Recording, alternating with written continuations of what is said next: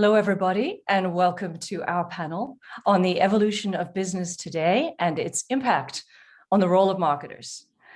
We encourage you to submit questions during the discussion, as we will be leaving time for a Q&A at the end.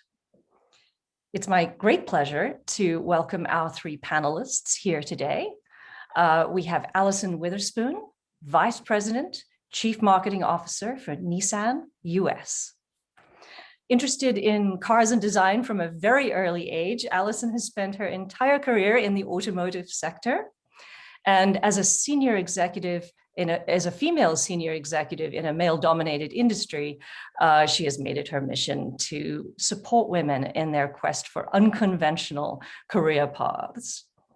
In addition to her roles at Nissan, Alison has been Director of Marketing Communications and Media at Infiniti USA, as well as Global Business Director for Volvo, based in Amsterdam in the Netherlands.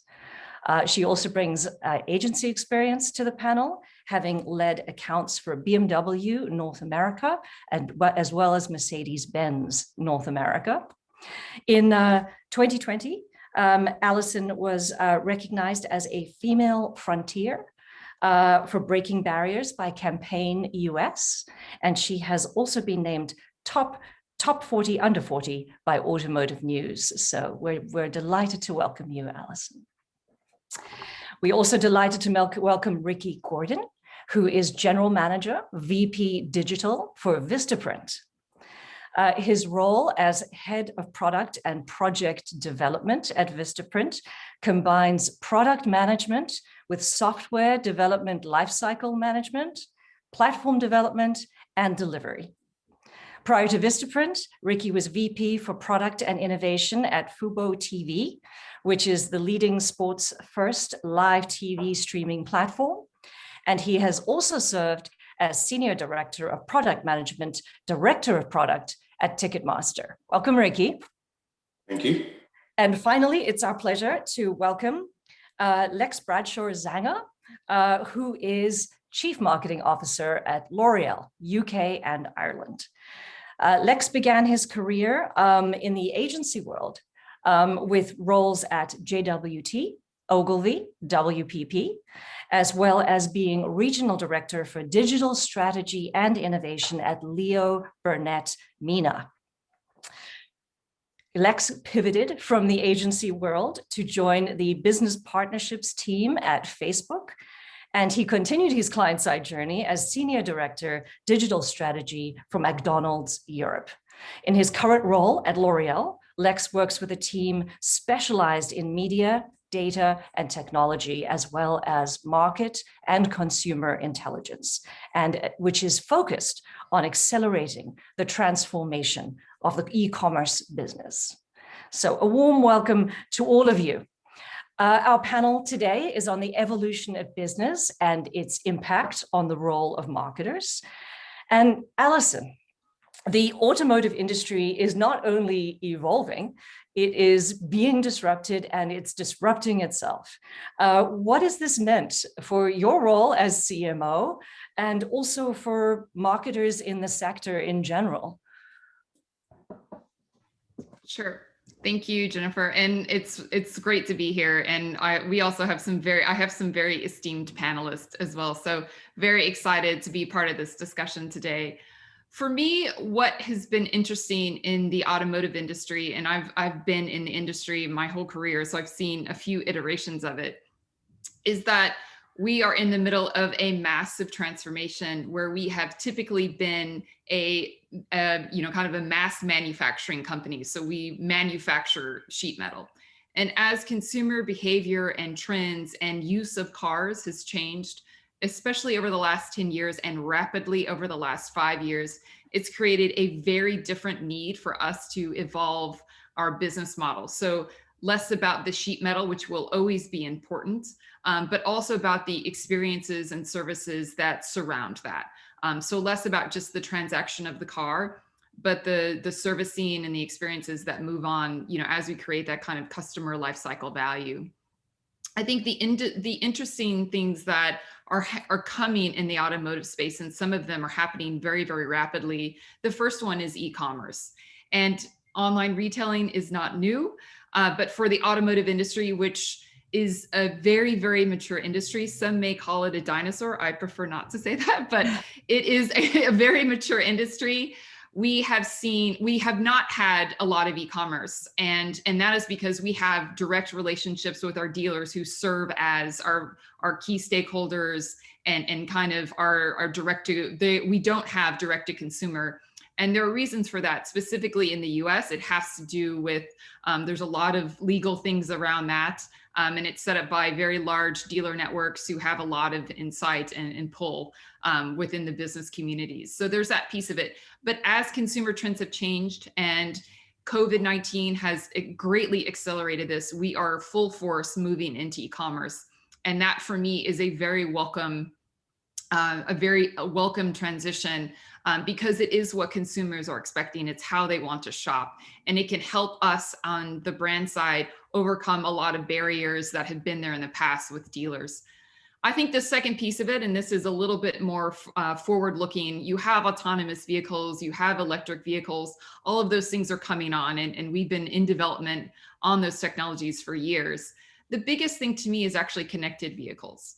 And that's where you have connection within the car. You can also have, and this, I can't share any industry things of what we're working on at Nissan, but you're going to be able to connect to the cars and to society around you. And that is very much in development. It is coming and it will be here. And for me as a marketer, it's how do you have a connected car experience? How do you make that an intuitive, but also a pleasing experience for the consumer? So how do you make sure that it doesn't turn into an advertising platform that could actually be very disruptive for the driver or for the passengers in the car?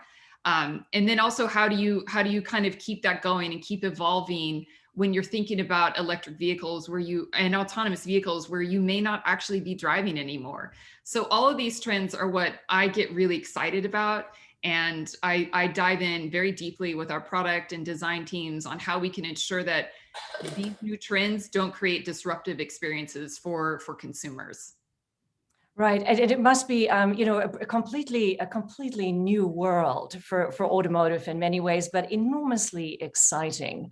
And I was wondering, as cars become more connected, as cars become, in my imagination anyway, an extension of our smartphones in some way, do you find yourself having to work with different partners that you wouldn't normally have had to work with otherwise, and build relationships throughout not just your industry, but other industries? And is that a challenge for marketers? Absolutely. I think the biggest thing that you've learned, and I remember when I was in business school, I think you've kind of learned that, as an industry, you need to focus on what your strengths are and work with outside partners to help round out maybe your weaknesses or kind of areas of opportunity are.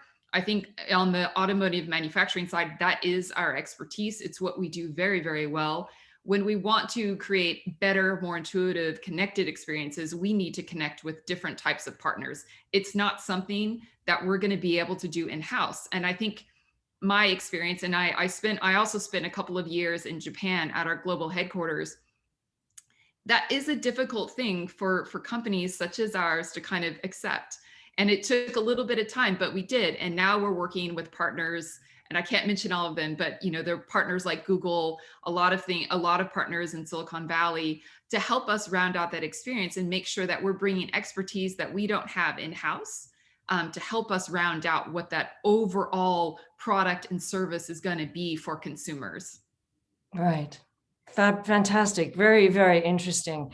And, you're heralding, I think, a transformation in which, I think that things are just going to be accelerating for the industry. And if I asked you to kind of look ahead, a few years, maybe 5 years, what do you see the major trends in automotive as being? And in addition to that, how can marketers, especially younger marketers, prepare themselves for those trends today? Sure. I think the biggest one is going to be e-commerce. I think we will have found a way to get through some of the legal barriers that are there, to really address what consumer needs are and how they want to shop. So I think there will be a lot of progress in that area. when it comes to the vehicles, I think that it's really going to be around electric, which we know is going to be very important. It's getting that to scale. And how do we make sure that we provide all the services around that to make that a very viable option for consumers? And the third one is going to be around connected vehicles. As a marketer, and as you know, I'm talking to marketers that are coming up. I think the biggest thing is really understanding what the needs are for the next generation of people who are going to have the buying power and are going to be, the buyers of these future vehicles. It's not going to be our typical customers that we have today. We're going to have a very different customer set and with very different customer expectations. And so to me, it's bringing those insights and making sure that we're putting productive pressure on our organizations to ensure that we're going to be delivering the right thing for consumers. Right. Yes, anybody in our field is looking in particular at Generation Z, and maybe the younger millennials are part of that, who do appear to have a very different perspective on many products, but including on automotive and the role of automotive in their lives. So it's about finding a way to matter that probably is very new compared to the ways that mattered to consumers in the past. Correct. Very much. And I think what we saw, especially over the last year with COVID-19, is that we actually saw a little bit of a reversal in the trends of people's relationships with cars. There was a lot of car sharing that was going on, and that there was a lot of movement in that direction. And I think that that's still very much going to be there. But there now is a much more personal relationship that people are starting to have, a little bit of a resurgence in that. And I think looking forward, I think there will be some of that will remain, but how do we complement that with more flexible type of car experiences, basically? Wow, fascinating. Well, thank you, Alison. We'll be coming back to you later to talk more, not just about cars and automotive, which is in and of itself just such a fascinating topic for marketers, but probably more broadly as well. Ricky, Vistaprint. Hey, how you doing? It's a sector, on the leading, some might say bleeding edge of digital and technological transformation. How's this impacting your role? We'd love to hear your personal experiences, but also as you think more broadly about what this means for marketers in your sector. Yeah, so I've been in digital for most of my career, at least the last 15 years. And I'm very new to Vista. Vista has had a digital product line, as well as a very well-known physical product line for a long time. And if we look at most of our target audience and our customers, they are both physical and digital. What I mean by that is that they're print products such as business cards, such as banners, but they also have digital needs where they want to build a website or basically have a domain. And Vista has been straddling both of those kind of areas for a while. I've been brought on to really reevaluate what we actually do there, and understand what customers' needs are, our target customers, and really help them achieve their goals both from a physical product perspective and also from a digital product perspective. What tools and services do they need? What do we currently offer, and what we don't? Is that in line with where we actually want to go as a business? Does that really provide true value to a customer? Making those kind of those important business decisions moving forward with regards to what digital is going to mean to our customers and to Vista moving forward. Right. And Ricky, many of your customers are smaller business, is that correct? That's correct. Yeah. So do you find that there's a range of adoption, from more like hard product to digital product within your customer base? Some customers are roaring ahead and want to create a virtual experience across the product line, and others want more hard, tangible product. And is that something you have to navigate? I think it's situational. Rather than basically a particular type of customer. What I mean by that is that there are different times in your business journey, in your life cycle, where you'll need different types of services and products. So think about this kind of scenario. I'm looking to start a business. I want to investigate and find out what I should actually do to start a business. Or I'm in the early stages of a business where I really want to actually evaluate and define my business identity. At both of those stages, you may need physical and digital products.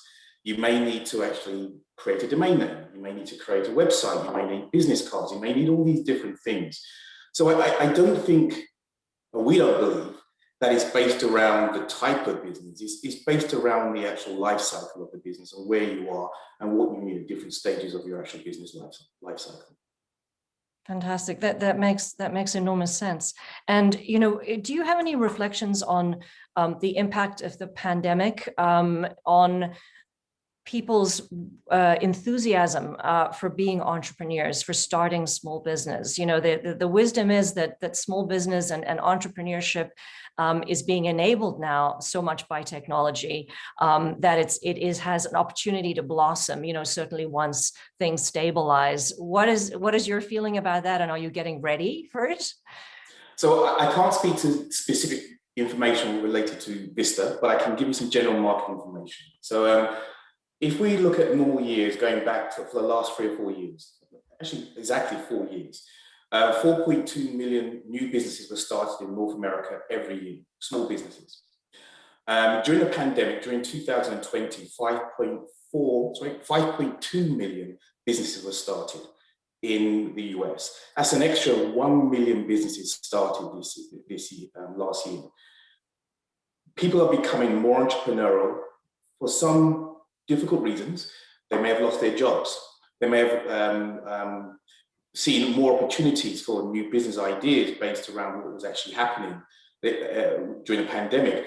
They may have decided to take on board the responsibility of their own career, really aspirational driving forward. But we've seen a massive increase in small businesses starting in the US, and that is basically an opportunity for today and also an opportunity for the future with regards to focusing a lot of our products at that area as well. Right.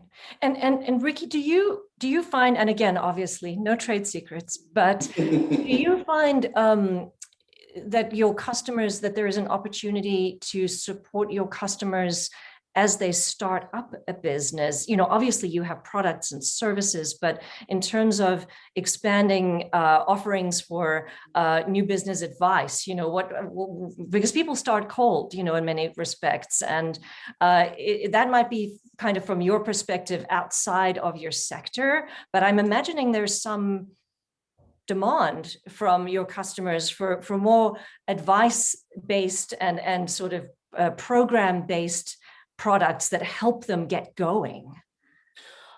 I think there is actually, research has illustrated to us that there is a lot of opportunity or a lot of need out there for advice. I have done my own anecdotal research with many of my friends who run their own business or historically had businesses, and they got their answers from other friends, other people running businesses, searching on the web, and a lot of the actual information they actually got was not reputable, was not correct, was not right. And so is there an opportunity? Absolutely. Is there an opportunity to help businesses with, say, marketing or starting a new business or social media? Absolutely. And I think there is a general opportunity that has been addressed from a consumer perspective, but hasn't been addressed really from a small business perspective. So in answer to your question, there is a general opportunity out there. Yes, absolutely. Okay, thank you. Thank you, Ricky. So I will be back to you in a few minutes, but I want to talk to Lex now. And Lex, you have a fascinating career across agency world. into the corporate world, multiple sectors of industry. So what I'm really interested in hearing from you is a sort of a broader perspective, drawing from your experience on what are the key drivers of transformation right now that matter to marketers, and how do marketers have to pivot themselves and start to adapt? What are the key things they've got to pay attention to for now and in the future? Hi, Jennifer. Thanks. That's an interesting question. I don't know, my experience is that broad, but it's a pleasure to be with you from London today, and a pleasure to be with NYU. I used to live up the road at East 10th Street hundreds of years ago. But there's a lot going on in business, and maybe I'll give you my small prism on it in terms of kind of the impacts for marketers. There's actually so much going on in business. The pace of change now is incredible. Whether it's digital, or Alison talked about e-commerce. E-commerce is the big thing at the moment in terms of what's going on, but then globalization, transparency, sustainability, responsibility, and just the evolution of the consumer as well, because there's so much happening. But I think at least from my point of view and from my limited prism of sort of marketing transformation and digital marketing transformation, there are probably three key areas. The first one, I think, is communications. I talk to a lot of our marketers in the organization, and I stole this phrase from somebody, but it's marketing hasn't changed, but marketers must. Marketing hasn't changed because the fundamentals of marketing are still so critically important. Brand being the first, but media and consumer knowledge. For me, these three are so fundamental, and we need to keep training our young marketers about that. I think the shift to performance media, the shift to e-commerce has meant that brand is critically important, more important than ever. Understanding reach and frequency in a world of Facebook and Google, people tend to forget what reach and frequency is. So that's one. But then also just being really consumer centric and not paying lip service to that. So I would say that the first really key point is communications, understanding the conversion funnel, understanding these basics of marketing. That's really important, and that hasn't changed. But we have a tendency sometimes to look at the bright shiny stuff on the front end. So maybe that's the first. The second one is the ecosystem overall. Technology has upended and changed the ecosystem. Everything's new, but everything's new in the new ecosystem and in the old as well. Addressable TV, digital outdoor. I almost hate the word digital these days because everything's digital. When I'm the head of digital, I'm in charge of fixing the AC and changing the batteries in the remote for the projector. So that's an interesting one. But what I tend to talk about a lot is comparing the Western ecosystem and the Chinese ecosystem to try and understand what we can learn from one versus the other. The Western ecosystem that probably most of us know well, although I know your student base is really broad, is very horizontal. Google, Facebook, and then the Amazon commerce ecosystem. But there's a lot of friction between them. And so we have to understand that friction, and that's about consumer centricity and understanding how they engage with the platforms. If you flip over to the other side and look at China, the ecosystems are massively vertical.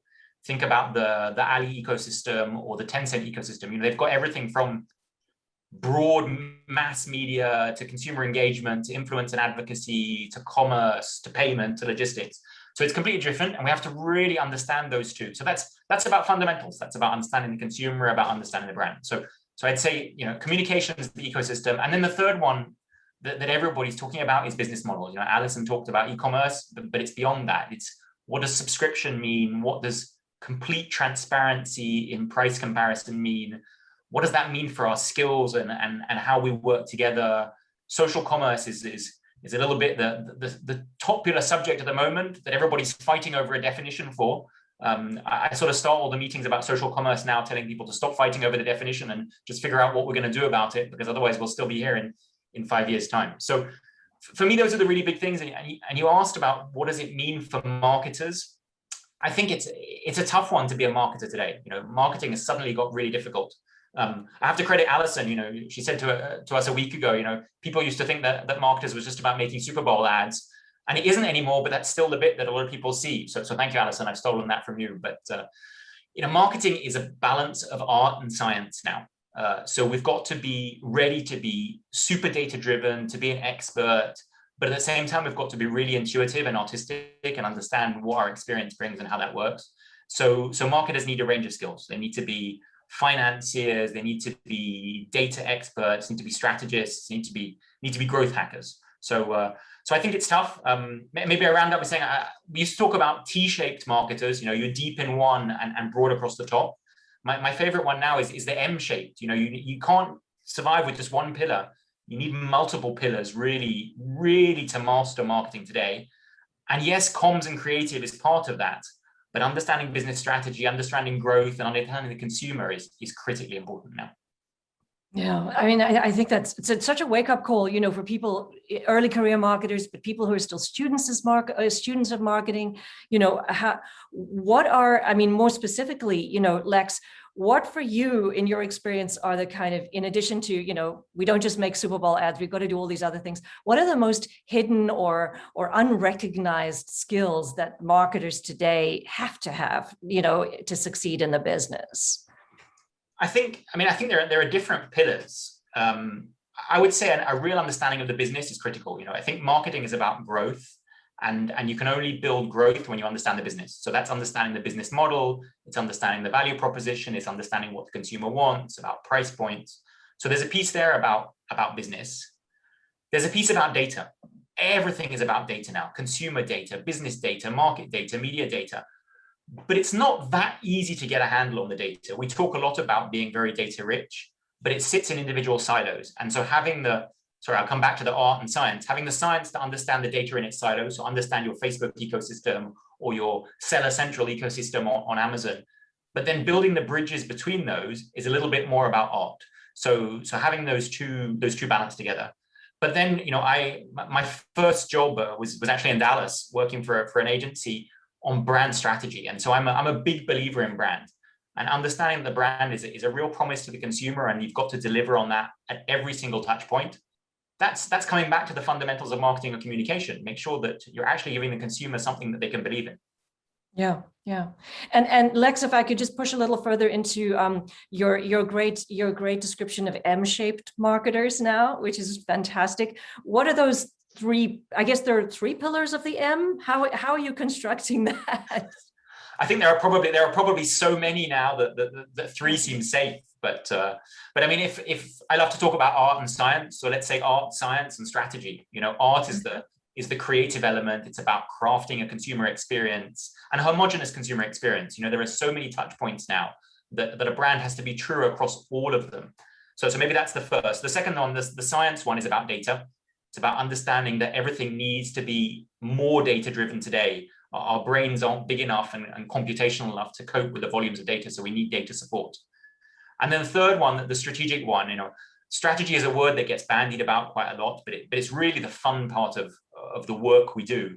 And it's bringing those elements together. It's seeing opportunities, it's crafting opportunities, it's looking for white space. It's about thinking of things that a consumer might not have thought of and going down the route. So let's go with those three for today, but they'll probably change again tomorrow. I'm sure they will, but those are a fantastic start. Thank you. And Alison, I see you nodding as Lex has been talking. Do you have a perspective on some of the issues that he has raised? Yeah, I completely agree with Lex on this. And I think, I'm fully aligned with kind of the three pillars as they stand today. I think the point about connecting the brand strategy to the business strategy is a little bit of the unsung hero. And I think that's one of the bigger evolutions of marketing over the last few years, is that if you're able to connect how the brand can grow the business, that is how you will accelerate. That you're going to accelerate that for your organization. You're going to accelerate that in your career. And I think what we need to make sure is that we as marketers have to have business acumen. We have to be able to connect those dots, because the ability just to do the creative side is not going to be enough anymore. It's going to be very limiting, for anyone's individual career. And so I think that, again, marketers have to have that business acumen. Yeah. And Alison, could I ask you, in terms of having the business acumen, but also being able to communicate that up the line, to the C-suite, for example, and to demonstrate the business impact of what you do in maybe new ways that are clear and obviously resonant with people making the most senior decisions in the company. Do you find that there's more of a demand on marketers to be able to measure up, if you like, in terms of demonstrating their value? Yes, absolutely. And I think that's actually where, as a marketer, we have to tap into our innate ability, which is storytelling. And that your ability to tell that story is what's going to be able to get that up the line. I think it actually, this is still the fundamentals of marketing. It's know your audience, know what their motivators are, and know how to use art and science to be able to create the rationale, the argument, the defense, whatever it needs to be. But it actually becomes about storytelling. And I think if I were to reflect back on my own personal experience, I think it's my ability to tell the story of how brand can grow and how the art and science can help benefit the organization. I think especially over the last few years where we as a company have been going through a massive transformation, that's where I've really started to see a perception change within our, very senior leadership team, CEO, CFO. Those conversations are very different. And that's why I think it's because as marketers, again, it's our innate ability to do storytelling. And it's just a little bit different of the story that you're trying to tell now. Right. Ricky, do you have a perspective on this? Demonstrating the value of marketing in transformative industries today? And if you could go off mute, that would be great. Thank you. I think there's actually two distinct types of marketing that I've actually experienced in my career. There is the awareness, brand, who we are, what we are, the values that we actually, we stand for.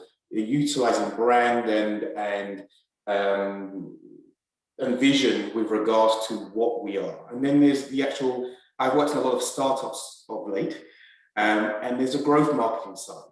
Primarily focused at scale and growing scale and being very data and number driven and cost driven and return on investment driven.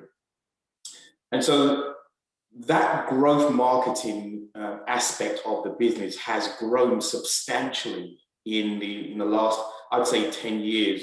And there's been a real focus there, basically using data and using science and art with regards to conversion-based design and working closely with design and engineering to really drive conversion and really drive growth. And so marketing for me has evolved massively with that need and with that change over the last 10 years. And I see that there are different and distinct skill sets are needed for each bucket. Mine is not really an M, mine's more of a U shape, where you have one side which is basically really based around the actual, the brand and who we are, what we are, and awareness, and the other side which is really fundamentally based around growth. And absolutely, there are situations where they meet in the middle. Yeah. Fascinating. And you said something which made me think of, marketing has to not only demonstrate its value in new ways, but it has to also talk about what it does in new ways within its own organization, and Lex, I wondered if you had a perspective on that. It's not just demonstrating, measuring value. It's about explaining to perhaps new players that you now have to engage with in the organization, or who are new functions in a transforming organization, what you do, how you do it, and why it matters. Is this an issue for marketers today? Yeah, definitely, because marketing is almost, it's a bit of a catch-all function these days. It's probably the least defined of any function, and probably the least industrialized. Supply chain, finance, these have quite strict rules and strict playing fields. Marketing is everything now. It's from the creative to the data science to CRM to growth to business models. So I think marketing has to keep proving itself over and over again. Somebody told me once a long time ago, everyone's a salesman. Whether you're selling to somebody internally or externally, you're always a salesman. And I wanted to add to that, everybody's a consumer as well. So inside the organization, you've got to be a salesman and a consumer to somebody. So as a marketer, you've got to sell what marketing does to business, to supply chain. but then you've also got to understand that you're a consumer and understand that everyone's a human being and that we're working together as a team. So yeah, I think marketing is in a really pivotal stage today. Ricky's right, there are lots of different pieces on that U, and there's a lot of different pieces that are being bucketed together in marketing. What will it look like in another 5 years' time? We need to get a little bit more specific. Yeah. So for all of you now, and maybe I'll stay with you, Lex, and then go to Alison and Ricky. A lot of our audience today are early career marketers, or they're students of marketing, and I think they'd be fascinated to hear from you what you are looking for in early career marketers, what you want them to bring to the job today.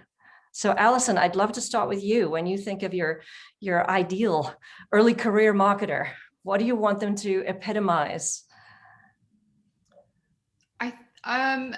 This is a great question. I think the first thing is going to be a curious mindset. I think when you're first starting out, you're not going to have, all the background, you're not going to have all of the experiences yet, and that have kind of formed how you operate. So I think a curiosity, and probably, so my answer is actually going to be a little bit more behavioral. It'll be a little bit of curiosity, and with the ability to productively challenge thought. And that can be within, it can be within your team, it could be outside of that. But I think the idea of productive is actually the key word to that, because I think it's important to keep people in check. And I think especially if you're a little bit more on the nose when it comes to consumer trends, especially when you start to look at Gen Z, how you bring those insights forward in a way that's going to be received well. And that's the productively challenge some of the thinking in the organization. I think when it comes to what are the fundamentals and the things to really understand, at either a conceptual level or even maybe a little bit at a strategic level, is going to be around brand strategy as well as CRM. In my mind, CRM is the heart of everything we do. How it gets executed is actually what's very different across the different marketing channels. But I think it'd be great. And when I'm looking at talent for our organization, it's really the behavioral piece of it. And then, knowledge of, or maybe even a little bit of experience in brand strategy and CRM. Great, thank you. And if I might sort of recognize the work you've done in advocating for women in, as you say, unconventional careers, is there something that you would particularly want to say to female marketers who are considering perhaps breaking into a sector that is conventionally not normally got a lot of female executives? Yeah, my advice would be go for it. Just run to that opportunity. I think the thing that is really interesting right now is there's such a willingness to understand different perspectives now. And I think, when you're somebody who is, if you're in a male dominated industry, or, even if it's around an ethnicity specific industry, coming in and having that outside perspective has really been never more important. And so I would say run for it. When it comes to some of the male dominated industries, I think the key takeaway I would say is that you can have very successful and very exciting careers in those areas. And I think there are a lot of things, and, taking automotive as an example, if you love design and technology, this is a really interesting area. So don't necessarily look a little bit underneath the hood, I guess. I have all automotive analogies, but look a little bit underneath and see what some of those core tenets of those organizations are, and don't shy away from it. Because I think, over 50% of the world population is female. And even when you look at people of color, especially in the United States, we need those voices at the table. So don't shy away from it. There's a lot of opportunity to bring your perspective, and it's never been more needed. And everyone understands it needs to be received. That's so encouraging. Thank you. Ricky, what are you looking for in early career marketers today, coming into your organization or just generally? Generally, I'd say I'm coming from a perspective of both startups and also large organizations. And I would say there's a level of flexibility. being steadfast and clear about what you actually want to do as a marketer, I think is problematic, because things are just moving so quickly within this industry.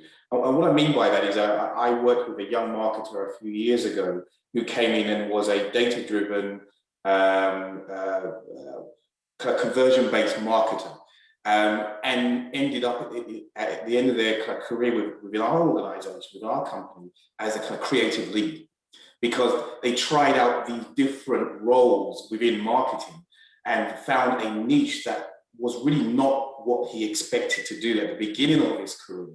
But he tried out many different facets and became very broad in his understanding of what marketing, or the role that marketing can play. And the last part I actually look for is somebody who's strong in data. And I think that Lex mentioned this earlier. Data is fundamentally important, but it's not everything. But understanding the data that's in front of you, understanding the CRM systems, understanding the actual propensities of your users and how they behave within your actual platform, all of these pieces, or how they behave when they buy your product, all of these pieces are basically fundamentally important when it comes to making the right decisions on how you market to your actual audience. So those are the kind of fundamentals I think. That's excellent advice. Thank you. Lex, how about you? What do you look for in early career marketers? What would you advise our students to focus on as they think about entering into the business? Alison and Ricky have said it all, so I'm not even sure that. There's one thing. I'm going to be a little bit obtuse for a minute. I look for a marketer that's read that book called Range by Epstein. I love that book because it talks about doing so many different things that aren't connected, and that then makes you a stronger person. So, you both talked about data, you've talked about curiosity. I love that word, curiosity. I think you have to be curious. You almost have to be an ethnograph of consumers today to go back and understand how consumers think and how they work. So maybe I'll just add two more to the list of amazing skills. I would say leadership and communication. Leadership, because you've got to be able to take an idea and run with it and drive it now. There's so much going on in marketing that it takes people owning things and driving them through to make it work. But then communication is such an important skill, not just in communicating to consumers, but communicating internally, communicating ideas. So we had data, we had curiosity. I'm adding leadership and communication to those, and Range. I love that book. Fantastic, thank you. I shall order that immediately. We have a few remaining minutes, just 3 or so, before we go to questions from the audience. And I obviously come from public relations, and so I'm interested in a perspective from all of you about something that is talked about a lot, which is marketing and public relations needing to work much more closely together. And I think it references what you've alluded to already, Lex, which is this notion of, and also you, Alison, about storytelling, but Lex about, communications is fundamental.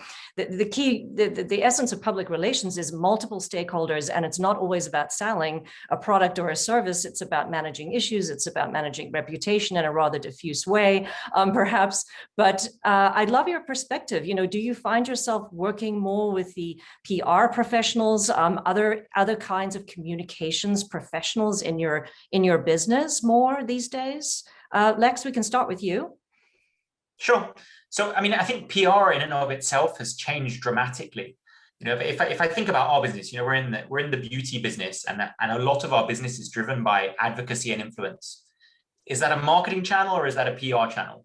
It's probably somewhere in between. It used to be PR. We used to want to get journalists to write up about our products and the amazing latest, greatest Lancôme skincare. But now we use influencers and advocates on top of those as well. So I think one, in answer to your question, it's critical and it needs to work together. But then to come back to my point about the fundamentals and about brand, there are so many channels today. The consumer is bombarded by the newspaper, TikTok, the TV. These things only work when the communications channels hold together, and it's brand and brand codes that are the glue between those. So really critical, but it all needs to work together. Fantastic. Thank you. Ricky, any thoughts on this one? Oops, I'm sorry. I would say not my particular area of expertise, but I would defer to Alison to provide some. There you go, Alison. He did a PR shuffle over to you. That was excellent. That's called the PR pivot. I completely agree with Lex on this. I think it's fundamental to work with the PR and corporate communications teams, and the consistency of what that brand message is. That's where organizations and brands are ultimately going to be successful, because at the end of the day, consumers don't differentiate between a PR message and a marketing message. And to think that they do is short-sighted, to be perfectly honest. And so I've always worked very, very closely with our PR teams. It's become we've been even closer over the last few years. And so I would just say that trend is going to continue. And I think that, there's going to be even more merging of those two areas of expertise.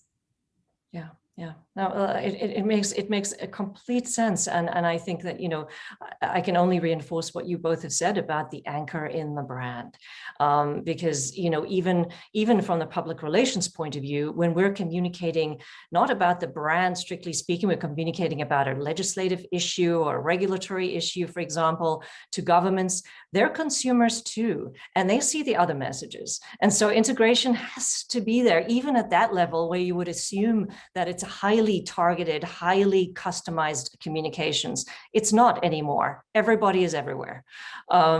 So we're at time for questions, and I know May has been doing a wonderful job putting our questions together, and she's here to join us to let us know some of the things that our audience would like to hear about from our panel members.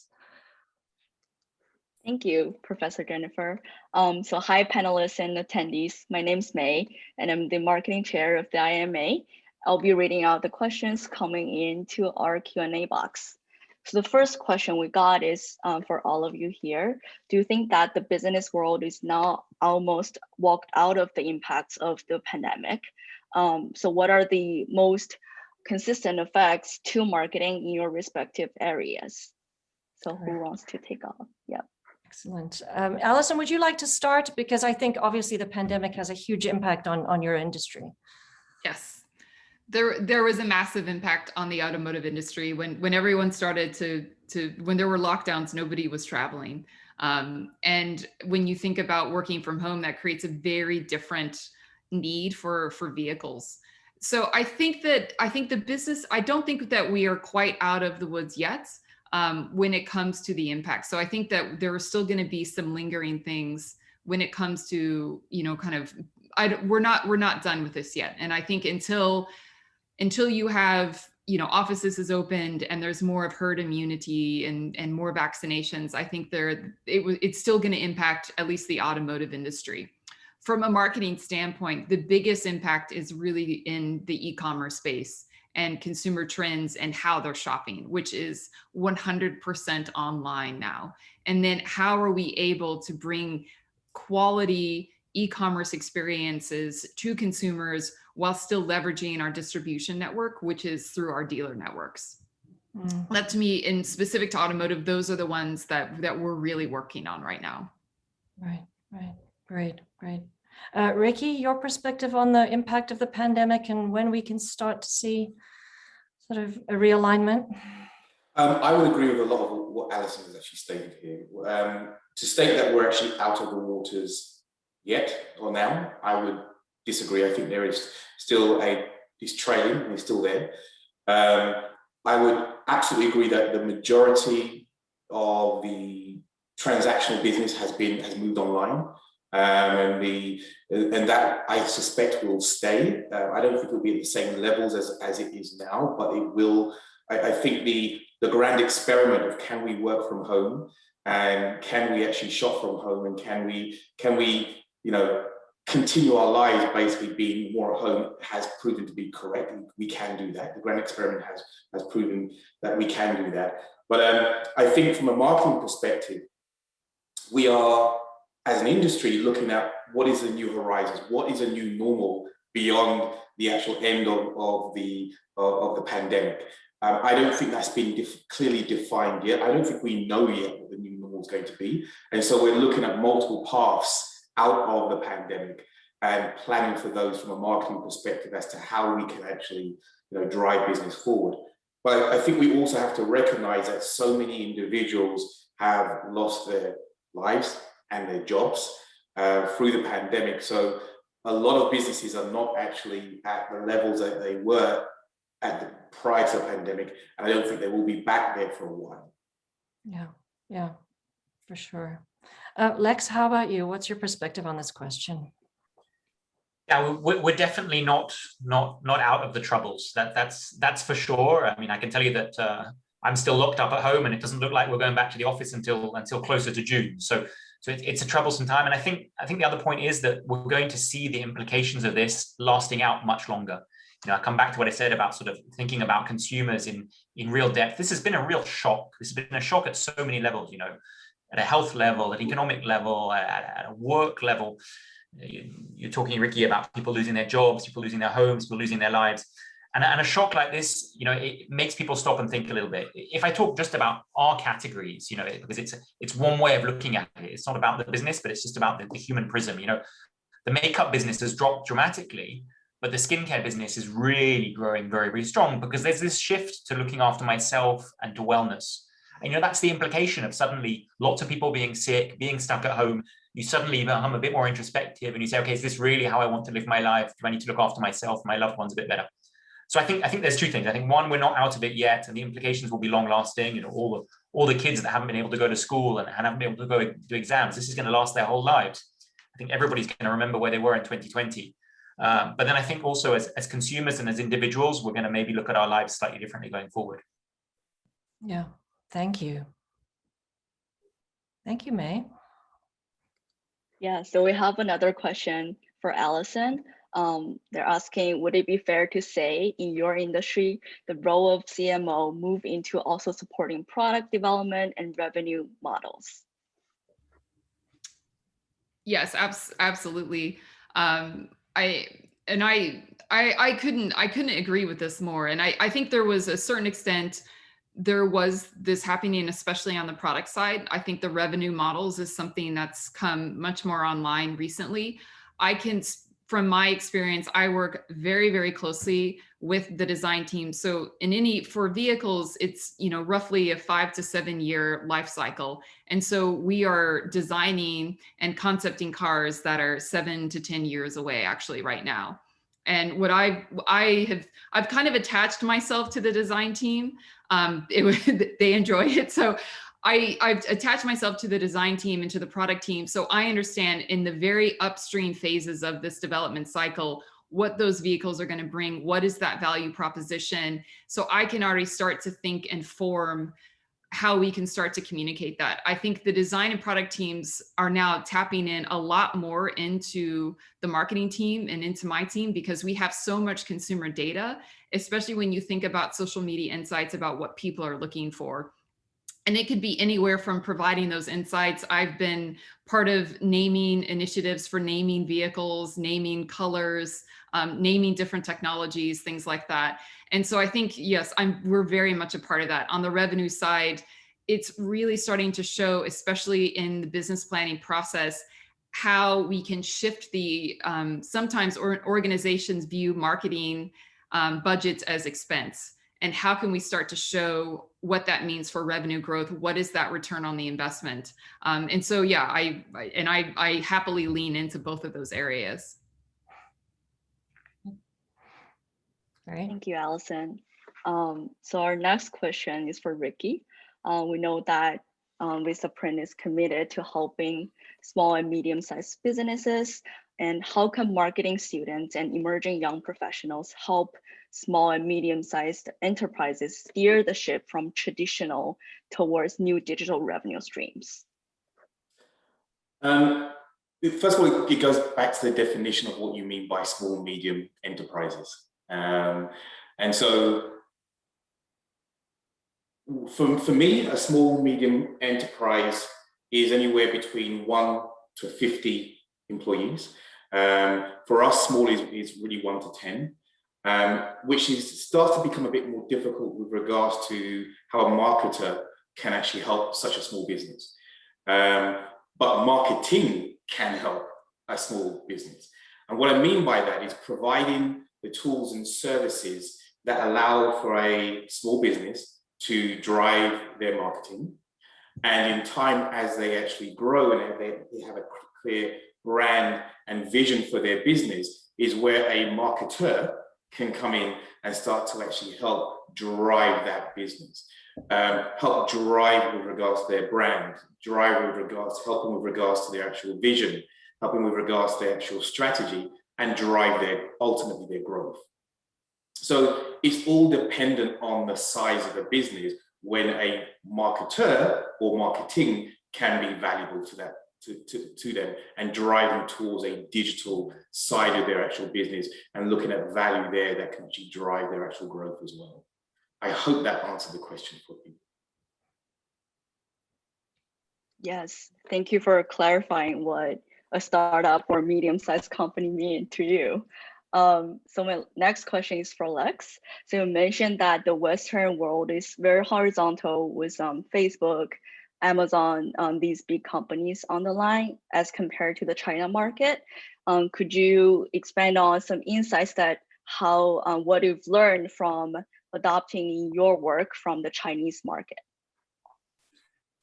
So yeah, that's a great question. You know, we as consumer marketers, or particularly within the group, we spend a lot of time in China. So we tend to go out at least once a year to try and figure out what's going on and say, okay, this is where the future's coming from.